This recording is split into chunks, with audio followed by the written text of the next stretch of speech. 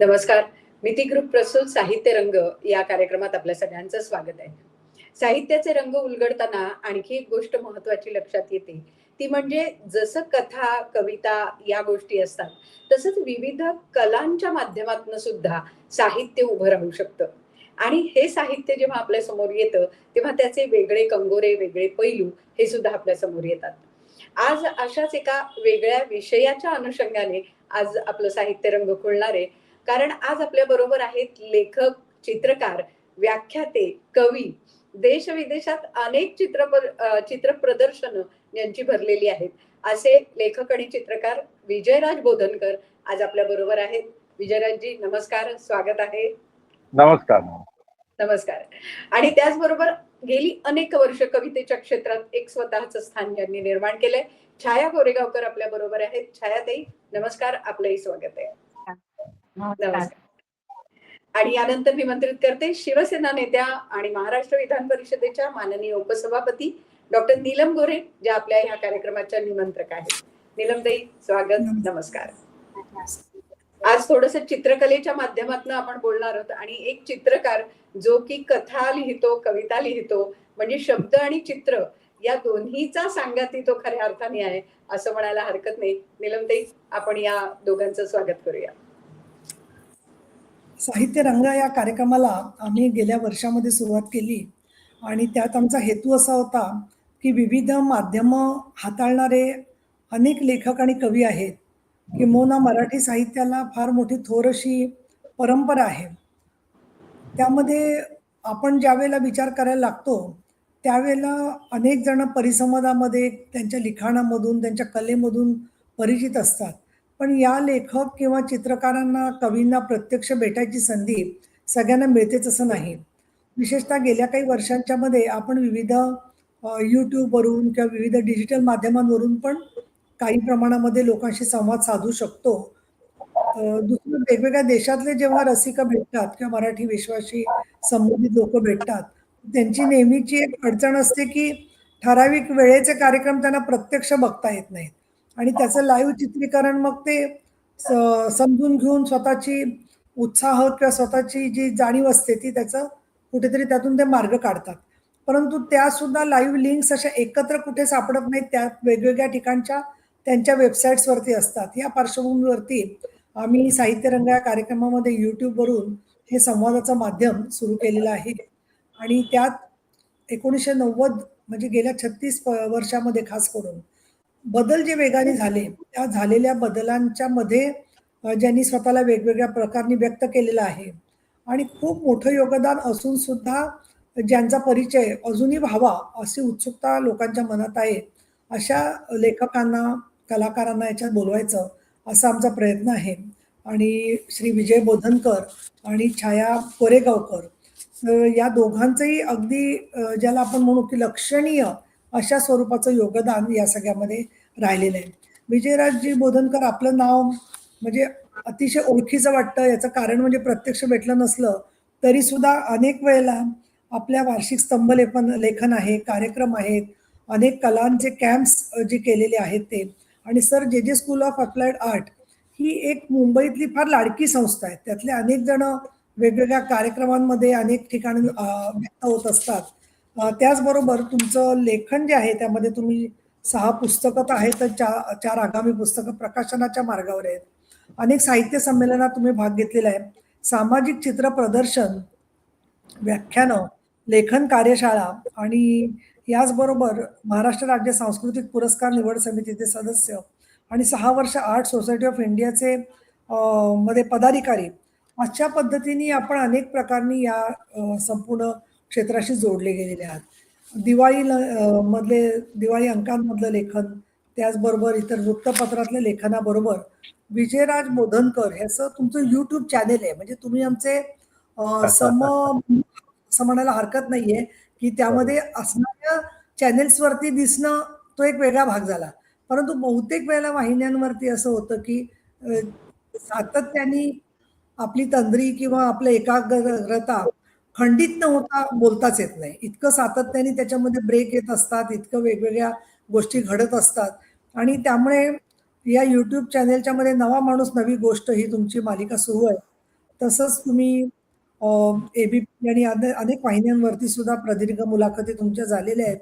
पण त्याचबरोबर मला दुसरं असं वाटतं, की फिल्मी कलावंताचा प्रवास आणि विविध माध्यमातून तुम्ही रे मना या दिवाळी अंकाचं संपादन करून त्याला 13 पुरस्कार मिळाले आहेत. म्हणजे हा सुद्धा एक म्हणजे विक्रमच म्हणायला पाहिजे, की त्यामध्ये इतकं ते लक्षणीय स्वरूपाचं काम तुमच्याकडून झालेलं आहे. त्याचबरोबर मला लक्षात आलं the pillar of Hindustan society पुरस्कार या टी-एस-सी-सी-आयच्या कामाशी थोडीफार मी निगडीत आहे. त्यामुळे तिथे हो. सुद्धा आम्ही पुरस्काराच्या सगळ्यामध्ये सहभागी आहोत. आणि हो. तुम्ही ठाणेकर आहात या सगळ्यामध्ये आली गोष्ट हो. म्हणजे. त्यामुळे ठाणे ही हळू-हळू मुंबई, पुणे नसलं तरी सुद्धा एक वेगळ्या पद्धतीने केंद्रस्थानी पोहोचलेली आहे. त्याला अनेक कारणं आहेत आपल्याला माहिती आहे. आणि त्यामुळे बाळासाहेब ठाकरे तर म्हणायचे की शिवसेनेचं ठाणं आणि ठाण्याची हो. शिवसेना म्हणजे राजकीय भाग. पण Yes. कलाकारांचं ठाणं आणि ठाण्याचे कलाकार साहित्यिक असे खूप जणांची मोठी संख्या आहे. छाया कोल्हटकर या रुईयाच्या विद्यार्थिनी आहेत. शिक्षण सगळं तिकडे झालेलं आहे. त्यांच्या ग्रंथालीनी कादंबरी केली आहे. पण विशेष म्हणजे त्या साने गुरुजी कथामाला, विवेकानंद केंद्र, समाजवादी महिला सभेचाही मला दिसतंय तुमचा संबंध असावा. कारण महिलांच्या सभा म्हटलेल्या आहे तुम्ही. आणि 1980 पासून तुम्ही सातत्याने काम करत आहात. आणि अंतर्नाद मासिकाकडून कथा स्पर्धेत आपल्याला पुरस्कार मिळालेले आहेत. त्याचबरोबर मिळून साऱ्या जणी बरोबर ओळखलं मी. तुम्ही स्त्रीवादीच सगळ्या याच्यामध्ये साहित्य तुमचं अतिशय निश्चित नाव आहे. बाई उलगडताना, प्रवास आत्मभानाचा यासारख्या कार्यक्रमाबरोबर 6व्या बोटाचा हिरवा कोन हा काव्यसंग्रह तुमचा प्रकाशित झालेला आहे. आणि एका अर्थाने 1975च्या महिला दशकानंतर ज्या स्त्रियांचे हुंकार एक व्यक्त व्हायला लागले अधिक मोठ्या प्रमाणात आणि या बदलत्या जाणीवांचं जे साथ घालून त्याचबरोबर त्याची बरोबर सूर जुळणाऱ्या अशा तुम्ही लेखिका आहात, कवयित्री आहात. पूर्णवेळ आंबेडकर चळवळीच्या कार्यकर्त्या म्हणून तुम्ही आता काम करत आहात आणि लेखन निवेदितांना साहित्यिक मार्गदर्शन करत आहात. त्यामुळे तुमची माझी कशी भेट झाली नाही याचं मला फार आश्चर्य वाटतंय. पण आज ती भेट होणार होती. या दृष्टीने खूप मी आनंद वाटतो मला, की तुम्ही सुद्धा आज इथे वेळ काढलेला आहे. आणि उत्तरा प्रत्येक वेळेला असे वेगवेगळ्या प्रकारनी जोडलेलं समाज एकत्र करते. 2023 मध्ये मुक्ता साळवे साहित्य संमेलनाच्या अध्यक्षा म्हणून पण तुम्ही काम केलेलं आहे आणि त्याच्यामुळे तुम्ही विचारवंत आहात, कलावंत आहात, सर्जनशील व्यक्ती आहात आणि कृतिशील व्यक्ती आहात. त्या दृष्टिकोनातून छायाताई तुमचं सुद्धा मी मनापासून स्वागत करते आणि विजयराजजी आणि छाया कोरेगावकर या दोघांचंही स्वागत करत असताना उत्तरा तुम्ही साहित्य रंग कार्यक्रमाला सुरुवात करूया अशी मी तुम्हाला विनंती करते. नक्की. खरं तर आज तोच विषय आहे की चित्रकार एखादा इतकं लिहू शकतो का असा खरं तर प्रश्न आहे. कारण बऱ्याचदा असं होतं ना की एखादा कलाकार आपली कला सादर करतो, मग तो म्हणतो की नाही मला फक्त कला सादर करता येते, मला काही लिहिता येत नाही. पण विजयराज बोधनकर हे एक वेगळं नाव आहे की जे स्वतः उत्तम चित्रकार आहेत. पण चित्रकारितेबरोबरच म्हणजे एक पत्रकारिता असते ना, तशी तुम्ही चित्रकारिता केलेली आहे अनेक वर्ष आणि वर्तमानपत्रातनं अनेकदा तुम्ही या सगळ्या संदर्भात लिहिलेले. तर मला असं वाटतं की आज तुमच्याकडनं आम्हाला काहीतरी वेगळं ऐकायला मिळणार आहे. तुमची एखादी गोष्ट आम्हाला या निमित्ताने ऐकायला मिळाली तर खूप आवडेल. मला वाटतं गोष्ट वाहून गेलेल्या साच्याची ही जी एक वेगळ्या प्रकारची धाटणीची कथा आहे ती आपण सादर करावी अशी मी तुम्हाला विनंती करते. धन्यवाद उत्तराचे आणि धन्यवाद नीलमताई आपण माझा परिचय करून. मी कथा वाचायला सुरुवात करतो. गोष्ट वाहून गेल्या साच्याची. शिबूला विसुर्र फुटू लागली होती. भविष्यात वडिलांचा व्यवसाय त्यालाच पुढे न्यायचा होता. त्याला 3 बहिणी आणि तो एकटा, त्यामुळे इतक्या मोठ्या कारखान्याचा तोच मालक बनणार होता. कलेसोबत शिबूला अभ्यासातही रुची असल्यामुळे त्याने उत्तम मार्काने 10वी पास केली. सर्वत्र शिक्षणाचं तेव्हा वारं होतं. कलावंतांनी शिकलं पाहिजे असा विचार त्या काळात शिबूच्या डोक्यात आला. त्याचे वडील परमेश पॉल हे काही फार शिकले नव्हते. त्यांच्या वडिलांनी शिकू न देता आपल्याच व्यवसायात ओढले होते. आपल्या बाबतीत तसं होऊ नये असं शिबूला वाटलं होतं. परंतु वडिलांच्या आग्रहामुळे नाईलाजाने कॉलेजचा विचार सोडून तो वडिलांना मदत करू लागला. व्यवसायाचा बराच मोठा व्याप त्यात शिबू रमला. एके संध्याकाळी हुगळी नदीवर शिबू सहज फिरायला गेला. तो नियमित जायचा. त्याला मुळातच निसर्गाची ओढ होती. खूपदा तो एकटेपणात वेळ घालवायचा, निसर्गाच्या सानिध्यात राहायचा. नदी किनारी फिरता फिरता अचानक कुणीतरी त्याच्या खांद्यावर हात टाकल्याचा भास झाला. त्याने मागे वळून पाहिले तर त्याच्याच वयाचा एक तरुण मुलगा उभा होता. तो तरुण मुलगा म्हणाला, माझं नाव तरुण दास. मी 2 दिवसापूर्वी गावावरून कलकत्त्यात एका मित्रासोबत आलो. तो मित्र मला सोडून अचानक गायब झाला. 2 दिवसापासून या नदीच्या किनारी मी बाकड्यावर झोपतो आहे. मला कामाची खूप गरज आहे. मी 10वी पास आहे. मला तू एखादं काम मिळवून देशील का? या शहरात तसं माझं कोणीच ओळखीचं नाही. शिबू हे ऐकून स्तंभित झाला.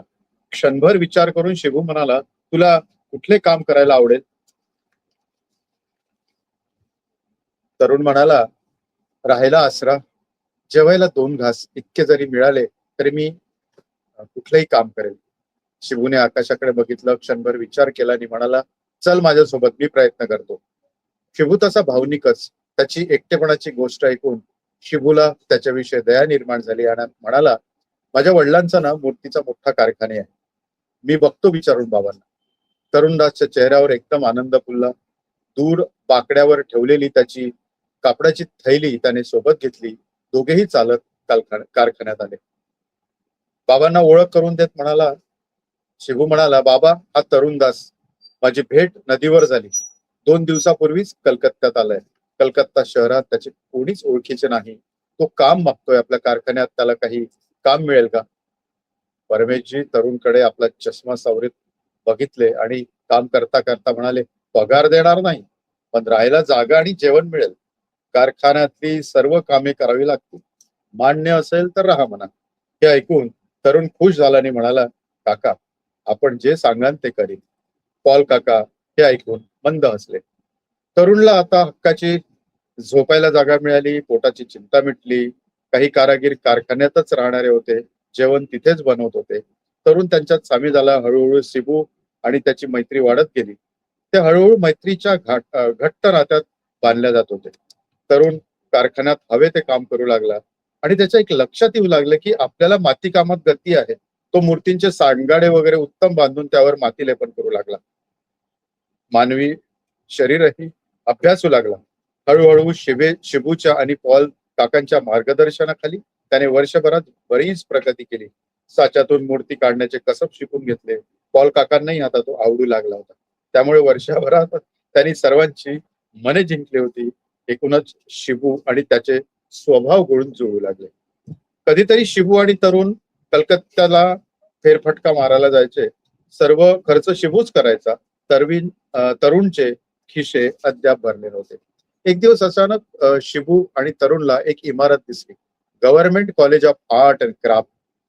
दोघेही इमारतीच्या आत जाऊन कॉलेज बघू लागले. बघतो तर काय मोठमोठी पेंटिंग. कॉलेजच्या आवारात कलात्मक शिल्पे बघून दोघेही अवाक झाले.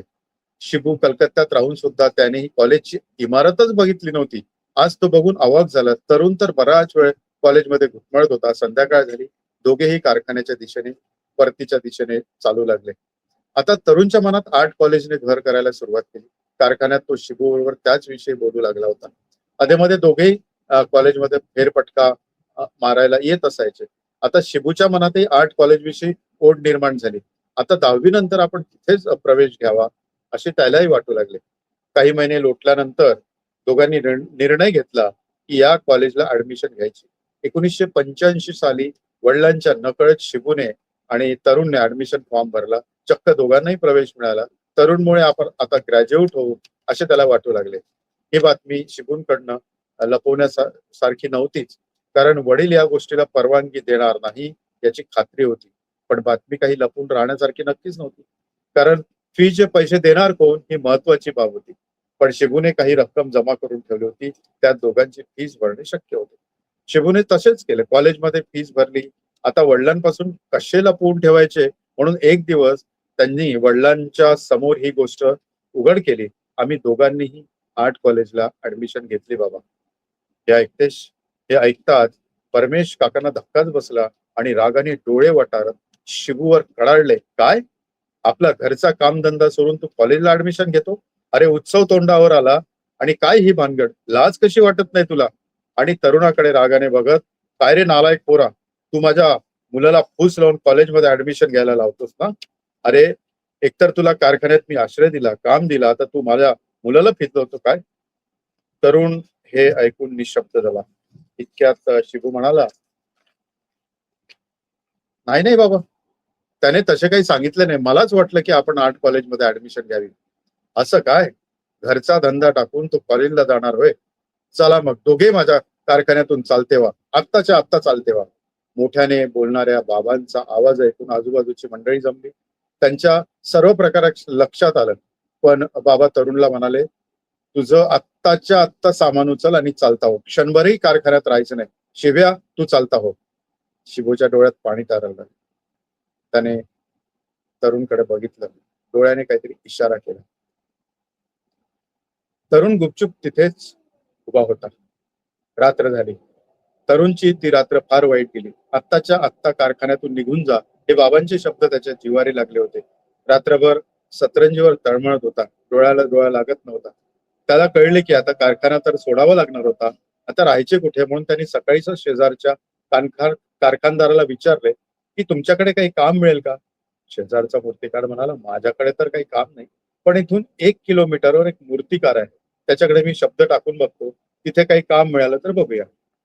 आणि चमत्कार म्हणजे दुसऱ्याच दिवशी शिबूला 1 किलोमीटर दूर असलेला रोबिंद्र सेन रोबिंद्र सेन या मूर्तिकाराकडे काम मिळालं. कुणालाही न मागता मनावर दगड ठेवून सकाळी सकाळी सर्व उठायच्या आत तरुण आपली थैली घेऊन कारखान्यातून बाहेर पडला आणि सेन यांच्या कामावर कारखान्यात रुजू झाला. रोबिंद्र तसे सज्जन गृहस्थ होते. तरुणची सगळी गोष्ट ऐकून घेतली.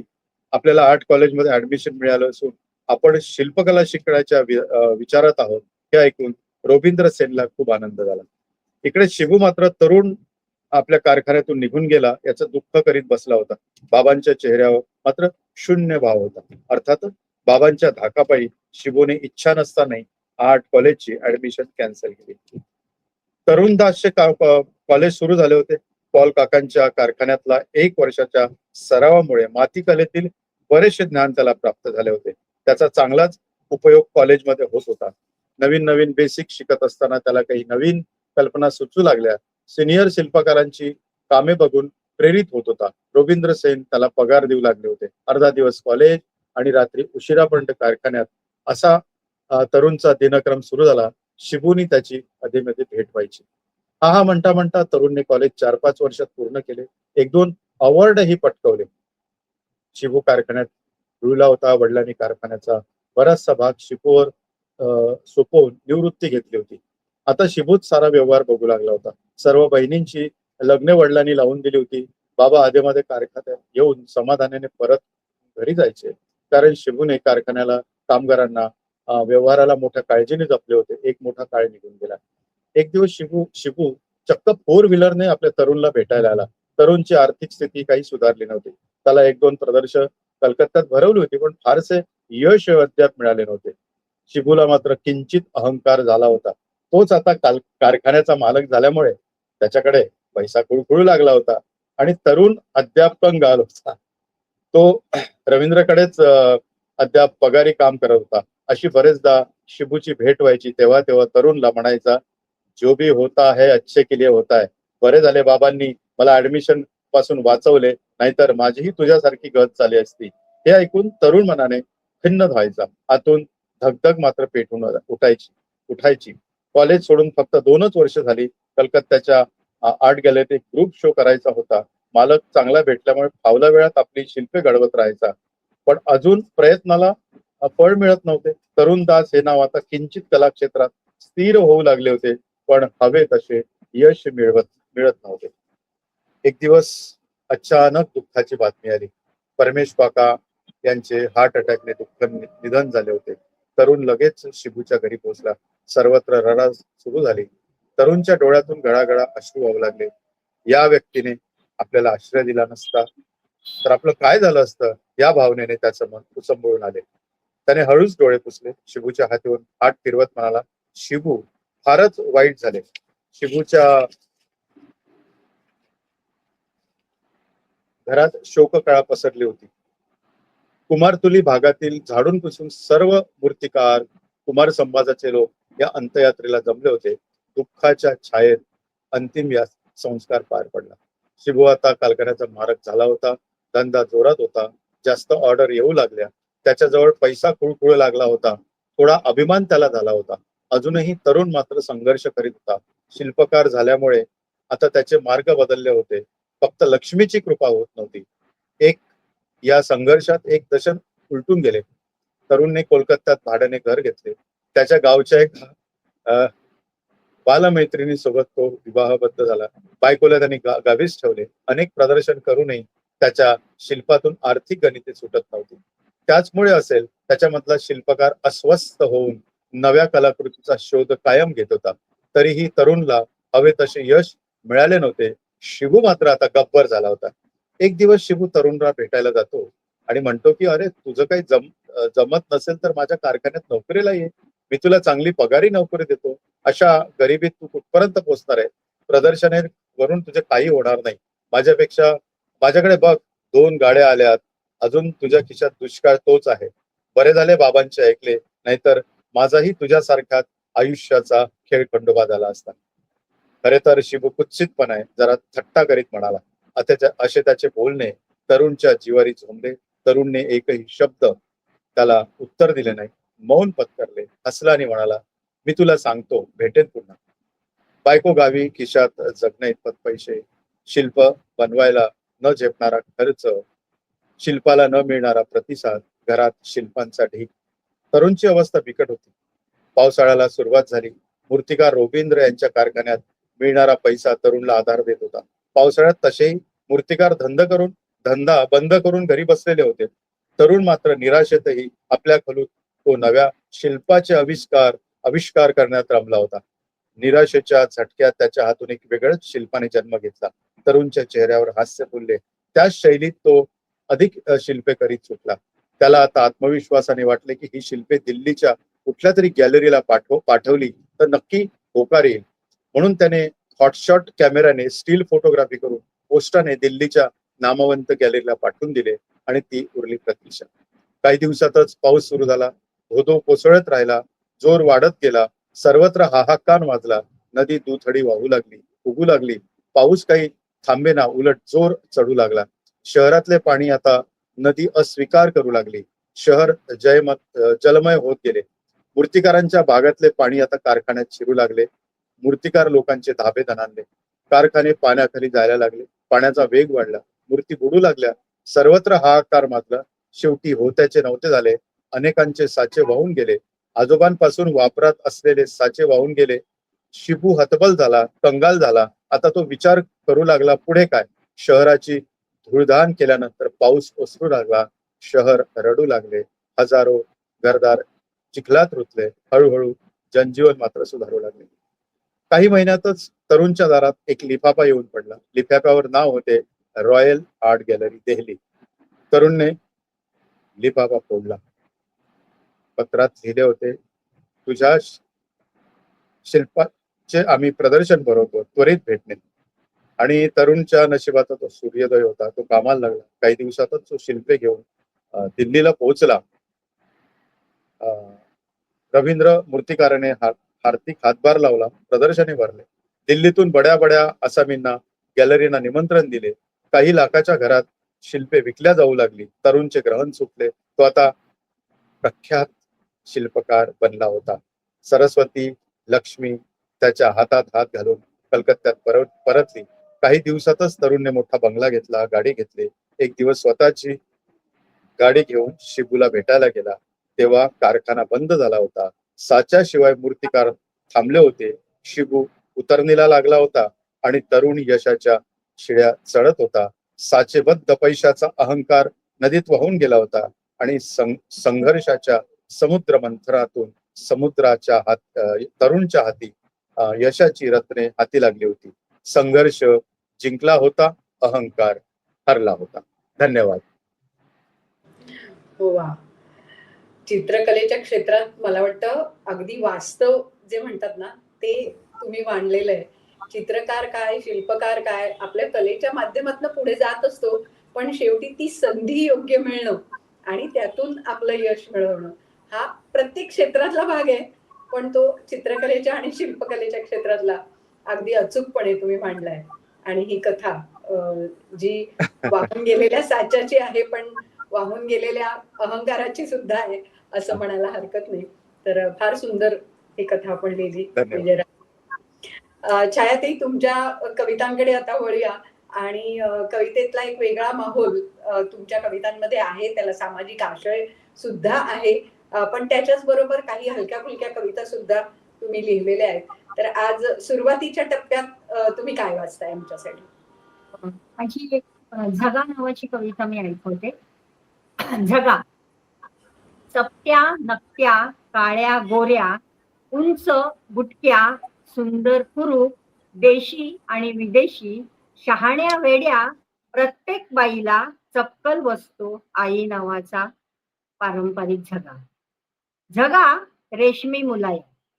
झगा रेशमी मुलायम, वात्सल्याच्या वेलबुटीने मढवलेला, ममत्वाच्या कशिद्याने सजवलेला. झगा भोळदार ऐसपैस. झगा भोळदार ऐसपैस, सर्वव्यापी, प्रसव वेदनेपासून लेकराच्या अपराधापर्यंत सारं काही निशब्दपणे सामावून घेणारा. झगा झगा सहिष्णू. झगा सहिष्णू, बाळासकट बाळाच्या बापालाही उबदार कुशीत घेणारा. झगा मायावी. झगा मायावी, प्रत्येकीला हवा हवासा वाटणारा. नखशिखांत झगा आवळू लागतो तिचा गळा, तेव्हा तेव्हा झगा शिवणारा, शिंपी मात्र नामा निराळा. झगा शिवणारा, शिंपी मात्र नामा निराळा. ही एक माझी कविता होती. दुसरी कविता आहे लिंगभेद नावाची. पडू नये पाऊल वाकडं. पडू नये पाऊल वाकडं म्हणून पायच छाटणाऱ्या संस्कृतीची झूल पांघरतायत बायका वर्षानुवर्ष. पडू नये पाऊल वाकडं म्हणून पायच छाटणाऱ्या संस्कृतीची झूल पांघरतायत बायका वर्षानुवर्ष. रांगोळीच्या नक्षीतून गिरवत आहेत पिढ्यानपिढ्या परंपरेच्या रेघोट्या. सीतेपासून अहिल्यापर्यंत तिष्ठत राहिल्यात पृथ्वीच्या उंबरठ्यावर उद्धारासाठी. सीतेपासून अहिल्यापर्यंत तिष्ठत राहिल्यात पृथ्वीच्या उंबरठ्यावर उद्धारासाठी. बलात्काराच्या सर्पदंशाने डागाळते अख्खीच्या अख्खी बाई. बलात्काराच्या सर्पदंशाने डागाळते अख्खीच्या अख्खी बाई. मात्र होत नाही पुरुषाचं लिंग भ्रष्ट. मात्र होत नाही पुरुषाचं लिंग भ्रष्ट.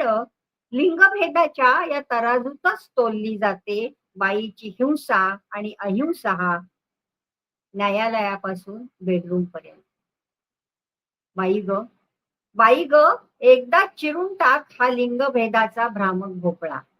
बाई ग, एकदा चिरून टाक हा लिंगभेदाचा भ्रामक भोपळा आणि एकदाच दे आरोळी गगनाला भिडणारी. किंवा किंवा वाढव तुझ्या उदरात पुन्हा एकदा सूर्यपुत्र. वाढव तुझ्या उदरात पुन्हा एकदा सूर्यपुत्र.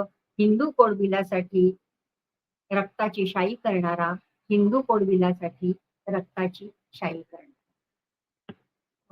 माझी तिसरी कविता छोटीशीच आहे. पाखरं मुकाट झाली. पाखरं मुकाट झालीत वाचा गेल्यासारखी. पाखरं मुकाट झालीत वाचा गेल्यासारखी. कल्लोळत नाही सवंगड्यांच्या सोबतीने. चोच भिजवायलाही पाणी शिल्लक न ठेवणाऱ्या माणसांनाही देत नाहीत शिव्याशा. चोच भिजवायला पाणी न ठेवणाऱ्या माणसांनाही देत नाहीत शिव्याशा.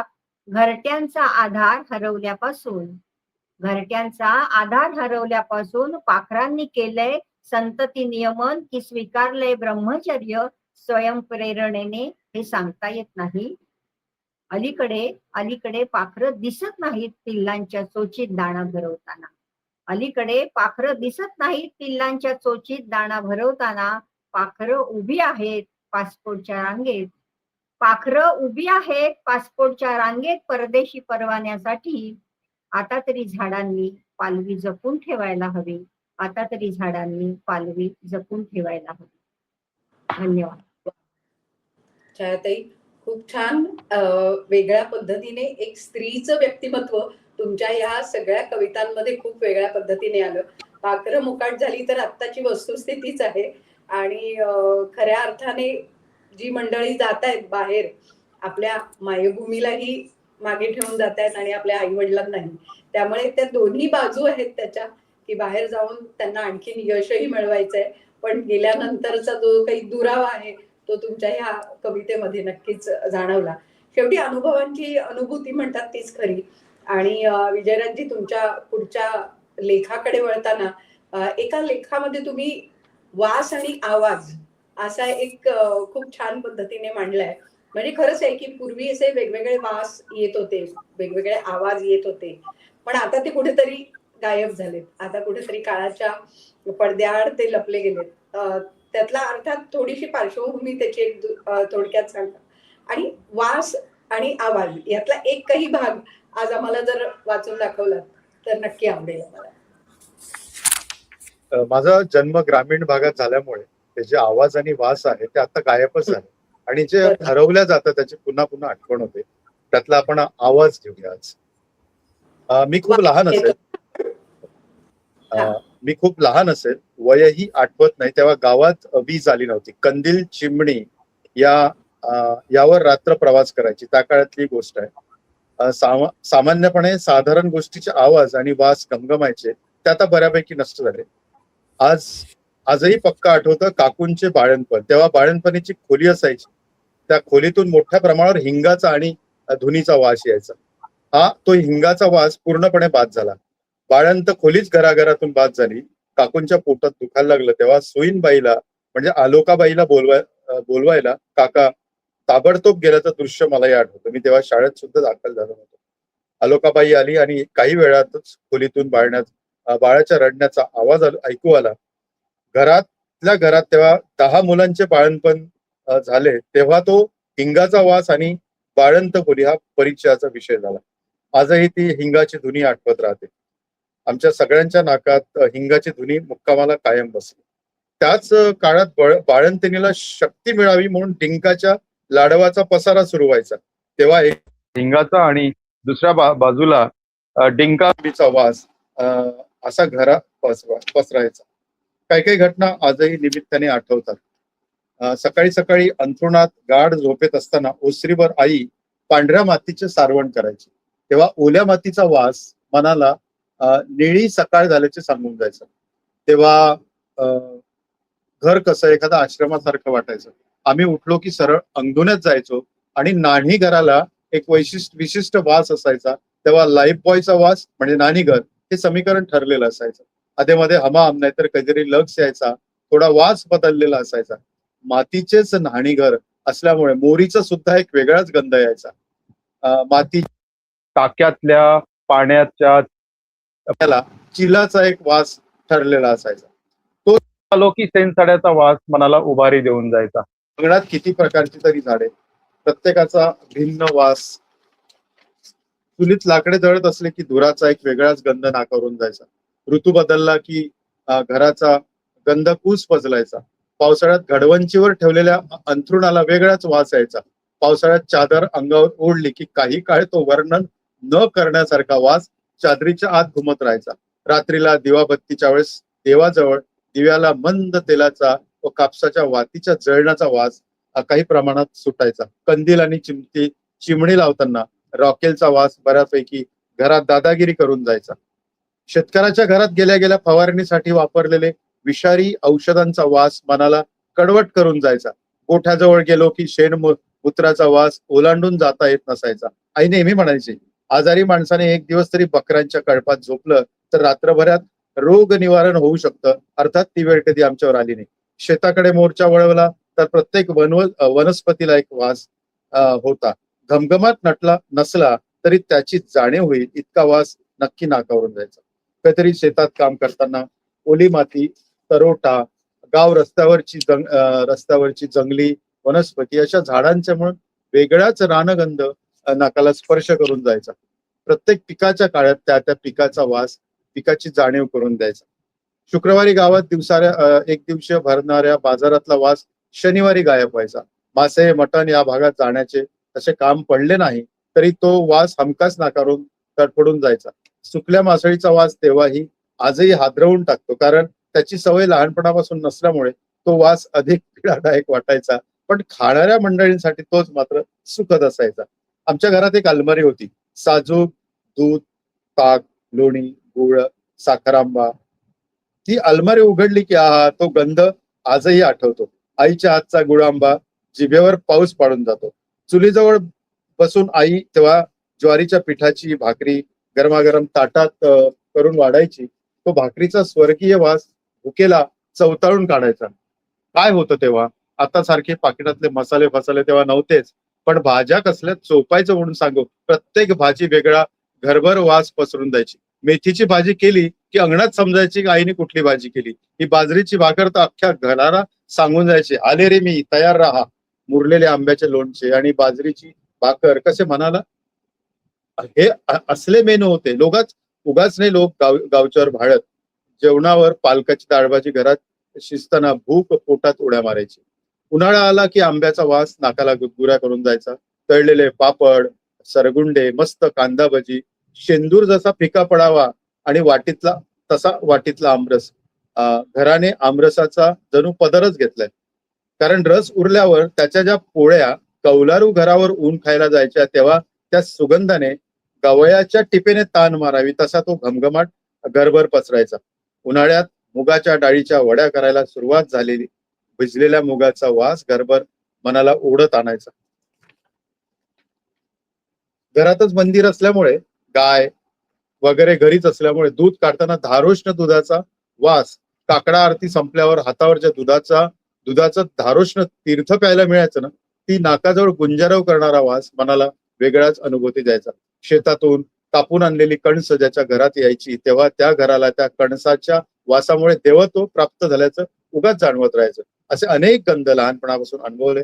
कधी कधी आता बाजरीची भाकर खावी तर तो वास गेला कुठे याचा शोध मन गावाकडे जातं. हुरडा पार्टीला हुरड्याचा वास फक्त आता गावातल्या अलमारीत राहिला.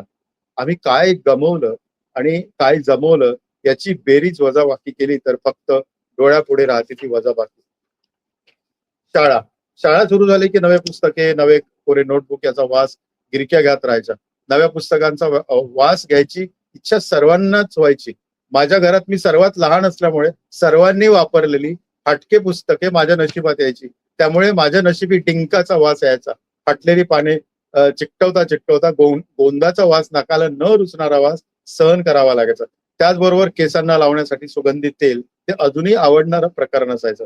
केसांना वासाचे तेल लावले की दिवसभर तो सुगंधी वास सोबत करायचा. गवळी घरी आला की त्याच्या शेजारी उभं राहिलं की तो गवळी आहे हे त्याच्या जवळ उभं राहिलं की समजायचं. कारण त्याच्या कपड्यांना दुधातुपाचा वास यायला लागायचा. ज्या घरात भरपूर गाई म्हशी रोज सकाळी रई लावण्याचा कार्यक्रम व्हायचा त्या घरातून गोकुळाचा वास यायचा. जशी घरे तसा वास आणि जसा व्यवसाय तसा गंध. त्या काळी माणसाच्या शरीराला सुद्धा वेगवेगळे वास यायचे. तेव्हा घामाचा वास दडपून टाकण्याची सवय लोकांना लागलेली नसायची. गावात फटफटी आणि चारचाकी आली की साऱ्या गावाला पेट्रोलचा वास वेळ लावून जायचा. आता त्याला पोल्युशन म्हणतात, कारण तेव्हा कधीतरी ही वाहने यायची. कधीतरी अँबेसिडर गावात आले की गावातली पोरं त्याच्या मागे पळत सुटायची. तेव्हा पेट्रोलचा शहरी वास मनाला वेगळेपण सांगून जायचा. इंधन फोडणारा यायचा तेव्हा बाभुळीची ओली लाकडं, त्या ओल्या लाकडांचा वास यायचा. गोवऱ्या थापत असताना उग्र शेणाचा वास नाकाभोवती नाचायचा. घरातल्या भांड्यांना कलई करताना नवसागरीचा वास घरभर पसवायचा. आणि उन्हाळ्यात सांड्या कुरड्या लोणच्यासाठी कापलेल्या हिरव्या आंब्याचा वास तेव्हा घरभर यायचा. प्रत्येक फोडणीचा तेव्हा वास आज काय येत नाही तेव्हा लक्षात येतं. तेव्हा नक्की मालाची भेसळ बसबसपुरी वाढली नव्हती. अस्सल जिन्नस त्यावेळी अस्सल वास. घरी लोणी आणले की आमच्या डोळ्यात शुभ्र गोळ्यावर त्याची चव न्यारीच, पण तो गोळा भांड्यात तापवल्या जायचा. वासाची भूमिका क्षणात बदलायची. लोण्याचा रोमॅन्टिक वास आता भुकेला उत्तेजित करणारा असायचा. तूप लावले की बेरी यायच्या आणि त्या लालसर बेरीला सुद्धा आपला वास असायचा. आता सारं रेडीमेड झालं.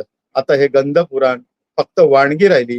गाव गेलं. हल्ली रेडीमेड लोणचे खावे लागते. आता तर पैसा फेक तमासा देख म्हणता म्हणता मातीची अंगणे सिमेंट खाली गेली. मातीचे रस्ते ग्लोबल झाले. अनेक विहिरींचे पाणी सडलेत.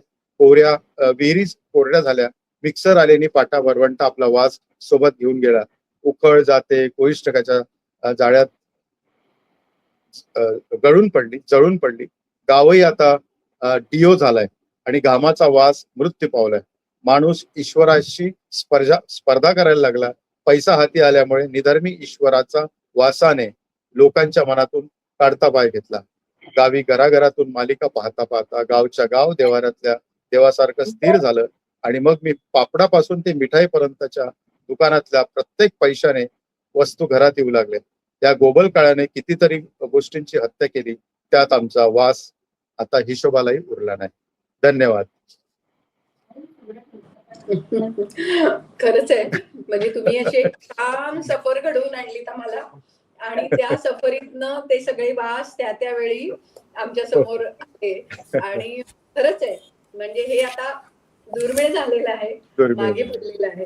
ते पुन्हा एकदा तुम्ही तुमच्या त्या लेखाच्या माध्यमातून आमच्या समोर आणलं. खूप छान अनुभव. छायाताई, पुन्हा एकदा तुमच्या कवितांकडे वळूया आणि असेच काही वेगळे अनुभव तुमच्या कवितेतनं जे आहेत ते आमच्यापर्यंत पोहोचू देत. आणि कवितेला सुद्धा एक वेगळा गंध असतो. तो गंध आता आपण छायाताईंच्या कवितेतनं अनुभवूया. छायाताई. तशी हलकी फुलकी कविता मी ऐकवते की तिला तिला पाऊस लागतो कडक डोहाळ्यांचा. तिला पाऊस लागतो कडक डोहाळ्यांसारखा. मग ती बंद करून घेते घराची तावदानं. मग ती बंद करून घेते घराची तावदानं. तर पावसाच्या सुया तिच्या पेशी पेशीत शिरतात. तर पावसाच्या सुया तिच्या पेशी पेशीत शिरतात. पूर्वी पूर्वी ती घरभर शोधायची त्याला पाऊस ओंजळीत घेऊन.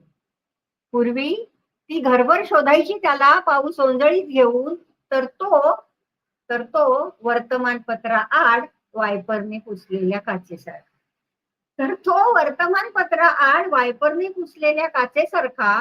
मग तिने पाऊस डांबून ठेवला अडगळीच्या खोलीत जुन्या डबे बाटल्यांसारखा. तिने पाऊस डांबून ठेवला अडगळीच्या खोलीत जुन्या डबे बाटल्यांसारखा. आणि तरीही तिला पाऊस लागतो कडक डोहाळ्यांसारखा. तिला पाऊस लागतो कडक डोहाळ्यांसारखा. धन्यवाद. दुसरी कविता अशी आहे की बिनचेहऱ्याचे दिवस माघारी फिरतात माझ्या दारातून रिक्त हस्ताने. बिनचेहऱ्याचे दिवस माघारी फिरतात माझ्या दारातून रिक्त हस्ताने. घरात मुठभर चांदणही शिल्लक नसतं त्यांना जोगवा घालण्यासाठी. घरात मुठभर चांदणही शिल्लक नसतं त्यांना जोगवा घालण्यासाठी. तिकडे तिकडे तू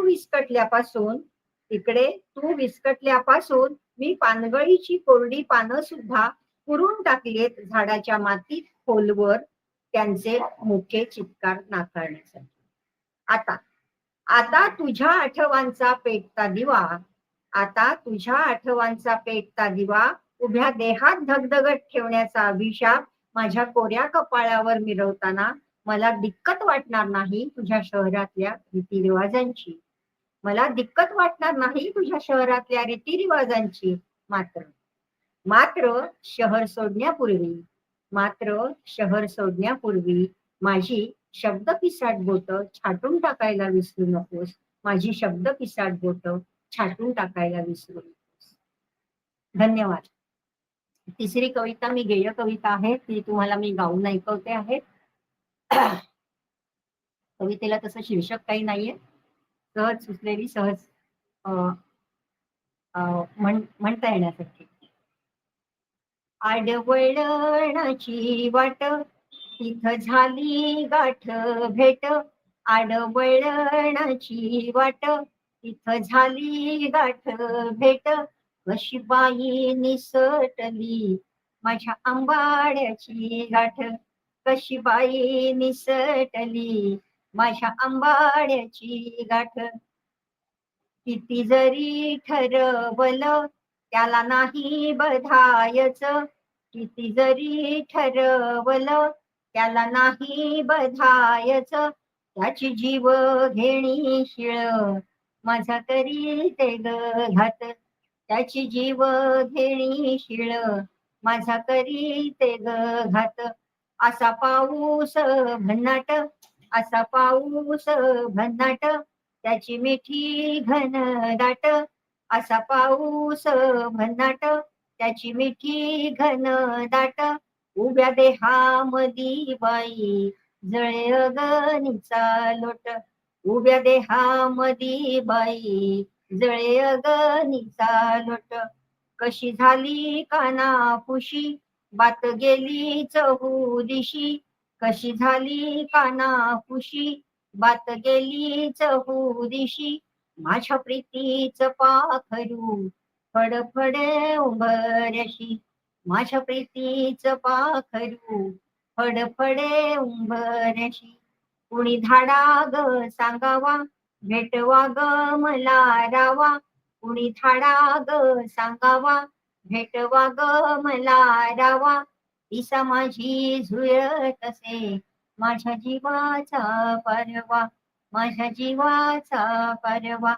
माझ्या जीवाचा परवा. धन्यवाद.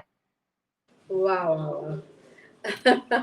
किती सुंदर छायाताई. अशी गेय कविता ऐकताना इतकं बरं वाटतं की पूर्वी जात्यावर दळण दळायचे ना, म्हणजे आता विजयराज बोधनकरांनी सगळा ग्रामीण भाग आणि तो बाज आपल्या समोर आणला आणि चक्क आपण एखाद्या घरात जाऊन माझघरात जाऊन बसलोय आणि असं एखादं गाणं ऐकतोय असं वाटलं छायाताई. खूप सुंदर. नीलमताई, आज दोन वेगळे बाज खूप सुंदर रीतीने आपल्या समोर आले. काय सांगा? गोष्ट वाहून गेलेल्या साच्याची तर अतिशय एक वेगळीच गोष्ट आहे. कारण किती वेळेला आपण पाहतो कुठे पाणी येतं, कुठे दरड कोसळते. पण अशा वेळेला वेगवेगळ्या स्टुडिओचं किंवा मूर्तिकारांचं जे नुकसान होतं, त्याच्याबद्दल नुकसान भरपाई पुरतंच बोललं जातं बऱ्याचशा वेळेला, किंवा तेवढेच मुद्दे समोर येतात किंवा कुठेतरी मला आठवते त्याप्रमाणे आग लागते एखाद्या स्टुडिओला आणि त्यानंतर जे काही घडलेलं असतं त्याच्यामधली ती कला जी आहे, ती कला सगळी नष्ट होते. पण या कलाकाराची जी कथा आहे, ती सुद्धा खूप मनाला चटका लावणारी आहे. कारण एकतर साधे कलेला म्हणतो आपण प्रतिष्ठा मिळाली आहे. बरोबर आहे. काही प्रमाणामध्ये खूपच ती कला घराघरात पोचलेली आहे. विश्वभर त्याचं नाव असतं. पण जेव्हा एकटा व्यक्ती त्या कलेचा प्रवास सुरू करतो, त्यावेळेला कायम प्रवास तो खडतरच असतो आणि त्या दृष्टिकोनातून अतिशय संवेदनशील पद्धतीने आणि तुम्ही स्वतः एक कलाकार असल्यामुळे वाहून गेलेल्या साच्याची म्हणजे खरं सांगायचं तर वाहून गेलेल्या माणसाची पण गोष्ट आहे ती. कारण साचा म्हणजे फक्त साचा नाहीये, तर माणूस आणि माणुसकी या दोन्हीमध्ये जेव्हा बदल होत जातो, त्यावेळेला तो सगळा प्रवास आपण फार सामर्थ्याने मांडलेला आहे आणि त्या दृष्टिकोनातून मला असं वाटतं की माहीत नाही मला, पण इंग्लिश किंवा इतर कुठल्याही भाषेमध्ये सुद्धा कथेमध्ये त्याच्यामध्ये काही साहित्य असं असतं की ते भाषेच्या पलीकडचं असतं आणि या दृष्टिकोनातून हा जो अनुभव आहे, तो सगळीकडे जगामध्ये लागू पडेल अशा प्रकारचा अनुभव सुद्धा आहे, असं मला वाटतं आणि त्या दृष्टीने खूप वेगळ्या उंचीवरची कथा आहे, वेगळ्या सामर्थ्याची कथा आहे. ती ऐकल्यावरती खूप ज्याला आपण म्हणू की वेगळ्या विश्वात गेल्यासारखं वाटतं आणि आता विशेषतः पावसाळा जवळ आलाय, त्यामुळे त्याच्यामध्ये ती सुद्धा लक्षात येते नजर, की हा सुद्धा प्रश्न विचार करायला पाहिजे. मूर्तिकार असतात, कीर्तनकार असतात, देवळांमध्ये पाणी गळत असतं. मी विठ्ठल मंदिराचं स्वतः डोळ्यांनी पाहिलेलं आहे, की वरतून पाणी व्हायला लागल्यावरती खालच्या मूर्तींवर काय परिणाम होतो, हे जसं माणसं बघतात, तसं पाणी ज्यावेळेला एखाद्या वस्तीत वाढत जातं, त्या माणसं उंचावरती त्या गोष्टी ठेवतात आणि त्याच्यामधून तेवढ्या त्या वाचवण्याचं धडपड त्यांची चाललेली असते. हे सगळं अतिशय तुम्ही एका कलाकाराच्या जीवनावरचं एक वाहून गेलेल्या साच्याची या संपूर्ण अनुभवातून मांडलेलं आहे. गावाकडचं जे सगळं वातावरण आहे, ते तर आपल्या मराठी साहित्यामध्ये खूप जवळून अनेकांनी लिहिलेले अनुभव लिहिलेले आहेत आणि ज्यांची गावं आजही गावाशी ज्यांचं जैव नातं आहे, त्यावेळेला ते सगळं जाणवत असतं सातत्याने. फक्त मला एक थोडंसं असं जाणवतं, की ह्या ज्या सगळ्यामध्ये मेथीची भाजी करणारी, त्याच्यानंतर डिंकाचे लाडू करणारी, हे सगळे जे कष्ट आहेत स्त्रीचे, ते हो. आपल्याला लहानपणी दिसत नसतात एवढे. कारण एका घरामध्ये 3-3, 4-4 महिला ज्यावेळेला 30-30, 40 भाकरी करत असतात एकत्र किंवा बरं. मला आठवतंय आमचे आजोळचं घर म्हणजे साबुदाण्याची खिचडी म्हणजे एवढी मोठी पाटी भरून साबुदाण्याची खिचडी करायची. बापरे! तर हे हो. जे स्त्रीचे कष्ट दिसत नसतात, ते आपण हां. मोठे झालो की आपल्याला ते जास्त लक्षात यायला लागतात आणि म्हणून तो सुगंध म्हणजे किंवा ते वास म्हणजे फक्त वास नाहीये, तर स्त्रीच्या श्रमाचा तो सुगंध आहे असं श्रमाचं. मला क्या वाटतं. बात है! तुम्ही एक वाक्य वापरलेले सुंदर की तिथे माणसांनाही वास यायचे.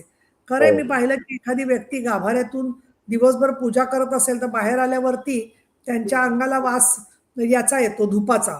तर हो. दवाखान्यातून काम करणारा कंपाउंडर बाहेर आला, तर त्याला औषधाचा वास येतो. अशा प्रकारचे वेगवेगळे वास आणि त्याचा श्रमाशी असणारा संबंध आणि त्यामधलं आपलं लहानपण जे हळवत असतं कधी आपल्याला ते मोठ्याची दृष्टी आलेली नसते, कारण कायम ते आपण लहानच असतो त्यांच्या दृष्टिकोनातून. आणि त्याच्यामध्ये शहरीकरण झालं की आपलं नेहमी मन असं अस्वस्थ असतं. पण खरं तर शहरीकरणामुळे ज्या सुखसोयी झाल्या आहेत, त्याचा आपणच विचार करायला लागलो तर 4 दिवसापेक्षा शहरीकरणापेक्षा लांब गेलं, तर घरची आठवण यायला लागते किती तिथे सुखसोयी असल्या तरी. कारण आपला वर्ग बदलला आहे, श्रीमंती बऱ्यापैकी शहरात आलेली आहे आणि ग्रामीण भागामध्ये तुम्ही म्हटलंय की घामाचा वास ही मृत्यू पावला, माणूस ईश्वराशी स्पर्धा करायला लागला आणि पैसा हाती आल्यामुळे निधर्मी ईश्वराचा वासाने लोकांच्या मनातून काढता पाय घेतला. मालिका पाहत देवासारखे स्थिर झालेत आणि पापडापासून मिठाईपर्यंतच्या दुकानातल्या वस्तू पैशाने घरात येऊ लागल्या. पण विजयराज बचत गटांनाही त्याच्यातून रोजगार मिळाला. ही एक चांगली गोष्ट म्हटलं की झालेली आहे आणि तो फक्त चकल्या, शंकरपाळी फक्त किंवा अशा गोष्टी फक्त सणावाराला व्हायच्या. त्या आज मध्यम वर्गामध्ये सगळीकडे झालेल्या जशा दिसतायत, तसं ग्रामीण भागामधली महिला सुद्धा आज आधारशासारख्या गोष्टी इतक्या सुंदर करून त्या मार्केटमध्ये ठिकठिकाणी पाठवतायत. तर या सगळ्या गोष्टीच्या मध्ये मला असं वाटतं ते दुहेरी ग्लोबलायझेशन बद्दलचं तीच भूमिका आहे की ते दुहेरी शस्त्र आहे, की एका बाजूनी ते बदलतंय अर्थव्यवस्था, पण दुसरीकडे त्याच्यामुळे बरेचसे अपरिहार्य असे पण बदल झालेले आहेत.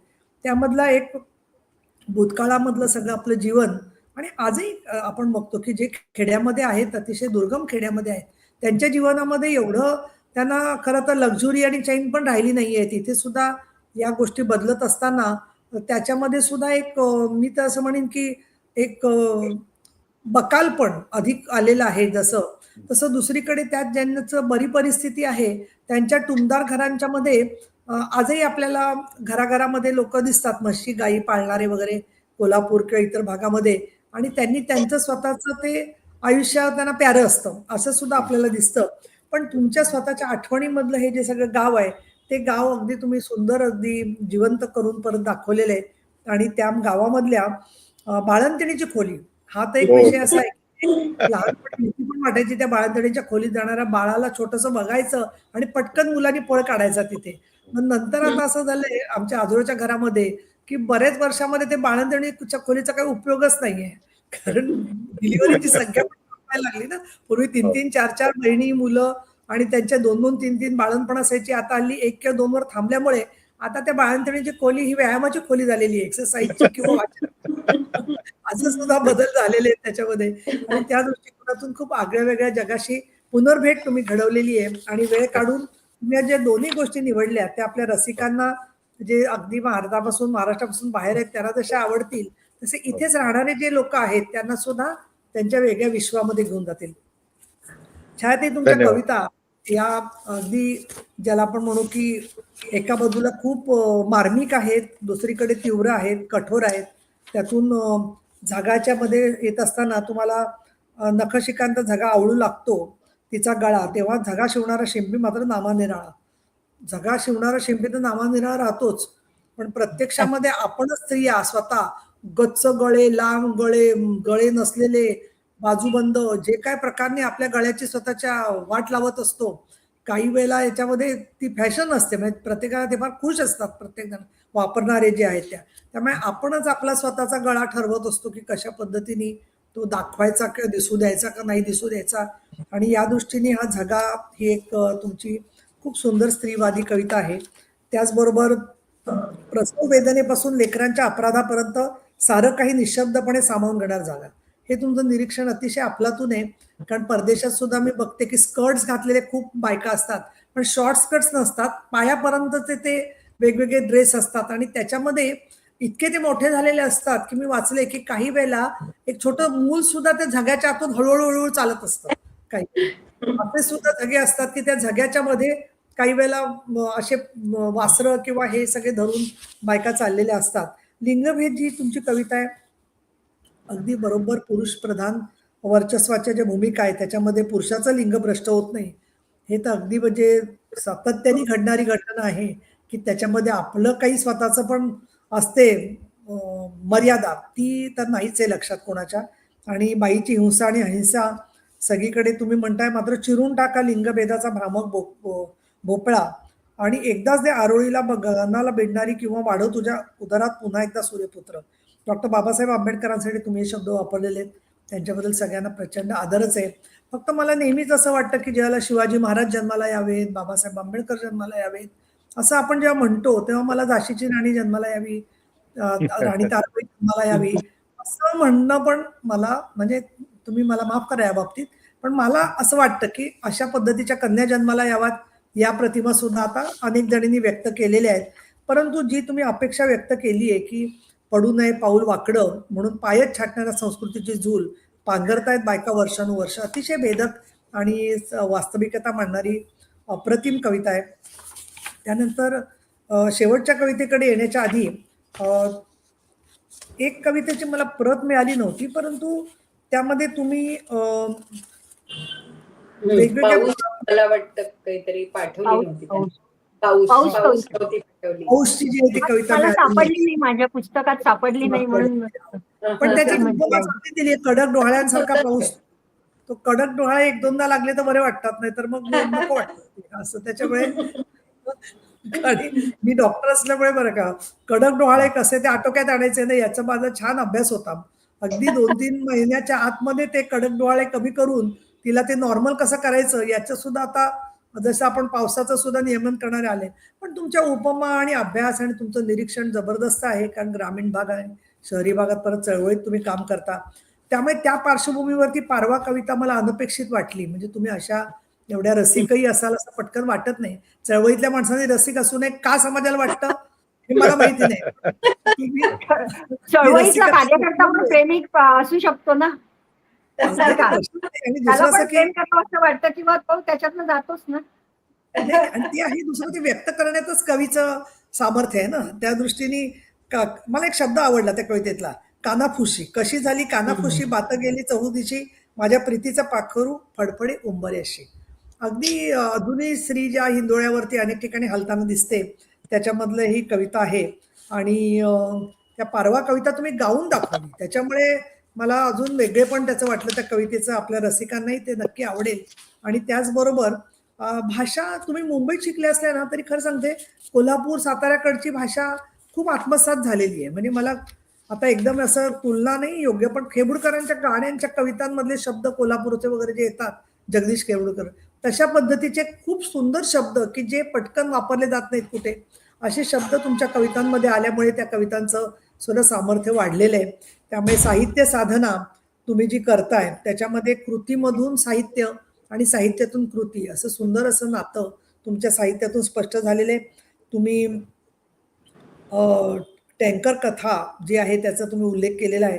असे वेगवेगळे अनुभव की जे सहजासहजी कुणाला कामात प्रत्यक्ष उतरल्याशिवाय मिळत नाहीत ते देखील तुम्ही व्यक्त केलेले आहेत. आणि या सगळ्यामध्ये आजच्या ज्या कविता तुम्ही वाचल्या, वेळ काढल्यात, तर दोन्हींचे अनुभव दोघांचेही श्री बोधनकर यांचे आणि छाया कोरेगावकर यांचे, हे दोघांचे अनुभव नक्की आपल्या समाजातल्या अनेक घटकांना आणि अनेक साहित्य रसिकांना जवळचे वाटतील, वेगळे वाटतील, त्याच्यात काही शंकाच नाही आहे.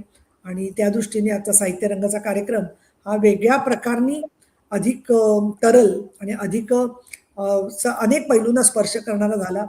मी दोघांचे मनापासून आभार मानते आणि अभिनंदन करते. धन्यवाद. खरंच आहे छायाताई, तुम्ही इतक्या सुंदर रीतीने एक स्त्रीची वेदनाही मांडली आणि स्त्रीचं एक भावविश्व सुद्धा उलगडलं. त्यामुळे दोन्ही अंगाने छायाताई तुमच्या कविता आम्हाला सगळ्यांना नक्कीच आवडल्या आहेत आणि रसिक वाचक सुद्धा याचं नक्की स्वागत करतील. मुळापासून जाऊन तुमचे पुस्तकं वाचावीत याचाही विचार करतील. तुमची पुस्तकं आपल्याला कुठे उपलब्ध होतील याविषयी तुम्ही आम्हाला सांगा. म्हणजे ऑनलाईन ते खरेदी करू शकतात का याबद्दल सांगा. मला संपर्क केला तरी मी त्यांना पोहोचवू शकते पुस्तक. बरोबर, संपर्क करा, माझा फोन नंबर द्या त्यांना. बरोबर. पण त्या व्यतिरिक्त जसं त्या व्यतिरिक्त ग्रंथालीकडे आहे आणि ग्रंथाली आणि शब्दालय प्रकाशन, ग्रंथाली प्रकाशन आणि संवेदना प्रकाशन या तिघांनी प्रकाशित केली. बरोबर. म्हणजे मुळापासून वाचकांनी जाऊन ती पुस्तकं वाचावीत हा खरं तर आमचा प्रयत्न आहे. विजयराजजी, आपलं सुद्धा पुस्तकांविषयी आम्हाला सांगा. डिम्पल प्रकाशन आणि व्यास क्रिएशन या दोघांनी माझे काढले. हो. आणि आता संवेदना प्रकाशन आता तिसरं पुस्तक काढतंय माझं, म्हणजे 4th 5th. बरोबर. त्यामुळे मला वाटतं लेखकाला अगदी मुळापासून जाऊन वाचणं आणि प्रत्यक्ष तुम्ही आता सांगितलेली एक झलक आहे, ती झलक ऐकल्यानंतर पुन्हा एकदा मूळ पुस्तकाकडे जाणं, हा प्रवास साहित्य रंगाच्या माध्यमातून होताना दिसतो. त्यामुळे आम्हाला खूप बरं वाटतं की तुमच्यासारखे लेखक, कवी मंडळी या सगळ्या साहित्य रंगामध्ये सहभागी होतात. त्यामुळे आजही आम्हाला खूप बरं वाटलंय. त्यामुळे तुमच्या दोघांचेही अगदी मनापासून आभार मानते आणि आज इथेच थांबूया. पुन्हा भेटूया पुढच्या शुक्रवारी अशाच 2 लेखक आणि कवींसह. धन्यवाद. धन्यवाद. धन्यवाद.